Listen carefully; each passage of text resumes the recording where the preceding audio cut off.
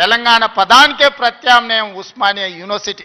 అలాంటి తెలంగాణకు ప్రత్యామ్నాయమైన ఉస్మానియా యూనివర్సిటీ, సిద్ధాంతాలకు వేదికైన ఉస్మానియా యూనివర్సిటీ, ఓ గద్దరన్నను ఓ జార్జి రెడ్డిని ఇచ్చిన ఉస్మానియా యూనివర్సిటీ, ఓ జైపాల్ రెడ్డిని ఓ పివి నరసింహారావుని ఇచ్చిన ఉస్మానియా యూనివర్సిటీని తెలంగాణ రాష్ట్ర సాధనలో ముందు భాగాన నిలబడి తెలంగాణ సాధించిన ఉస్మానియా యూనివర్సిటీని ఇలా గాలికి వదిలేయడం బాధ్యతను ఒకసారి ఆలోచన చేయండి.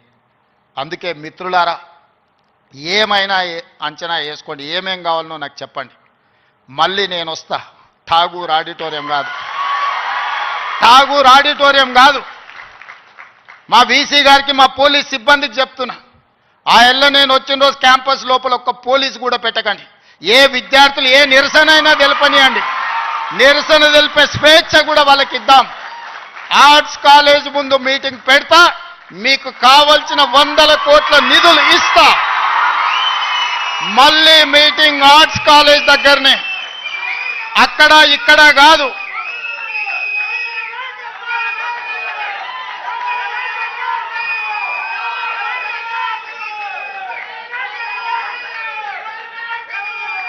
ఆర్ట్స్ కాలేజ్కి వచ్చిన రోజు డీజీపీ గారికి, సిటీ కమిషనర్ గారికి నేను ఆదేశాలు ఇస్తున్నా, ఒక్క పోలీస్ కూడా క్యాంపస్ లోపల ఉండొద్దు, నేను వస్తా. ఎవరు వీళ్ళు? మా తమ్ముళ్ళు, మా చెల్లెళ్ళు తండాలలో, గూడాలలో, మారుమూల పల్లెల్లో పేదరికం రుచి చూసి అభివృద్ధి జరగాలి, డాక్టర్లు, లాయర్లు, ఇంజనీర్లు కావాలి, ఐఏఎస్లు, ఐపీఎస్లు, ఐఎఫ్ఎస్లు అయి ఈ దేశ నిర్మాణంలో భాగస్వాములు కావాలని ఇక్కడికి వచ్చిన వాళ్ళను ఆనాడు ఉన్నాయన గొర్రెలు, బర్రెలు, చేపలు పెంచుకోండి అంటే ఈరోజు డాక్టర్లు, లాయర్లు, ఇంజనీర్లు కాండి, ఐఏఎస్లు, ఐపీఎస్లు కాండి అని నేనంటున్నా. నేను రావద్దా? ఎందుకు రావద్దు? గొర్రెలు, బర్రెలు, చేపలు పెంచుకునేటోనికి నేను రావద్దని కోరుకుండొచ్చు, కానీ డాక్టర్లు, లాయర్లు, ఇంజనీర్లు, ఐఏఎస్లు, ఐపీఎస్లు అయ్యే విద్యార్థులకు నేను రావద్దని నన్ను అడ్డుకోవాలన్న ఆలోచన ఎందుకు ఉంటుంది? ఒకవేళ అడ్డుకుంటే వాళ్ళు వేసే యక్ష ప్రశ్నలకు సమాధానం చెప్పే చిత్తశుద్ధి నాకుంది. తెలివి ఉందా లేదా పక్కన పెడితే నాకు చిత్తశుద్ధి ఉంది. నా చిత్తశుద్ధిని ఎవరు ప్రశ్నించలేరు, ఎవరు శంకించలేరు. అందుకే మీరు అంచనాలు పెంచండి, అంచనాలు వేయండి, అన్ని వివరాలు సేకరించండి. డిసెంబర్ మాసం మనకు అత్యంత కీలకమైన మాసం. Miracle month is December. క్రిస్మస్ని మిరకల్ మంత్ అంటారు, అద్భుతాలు జరిగే నెల అంటారు.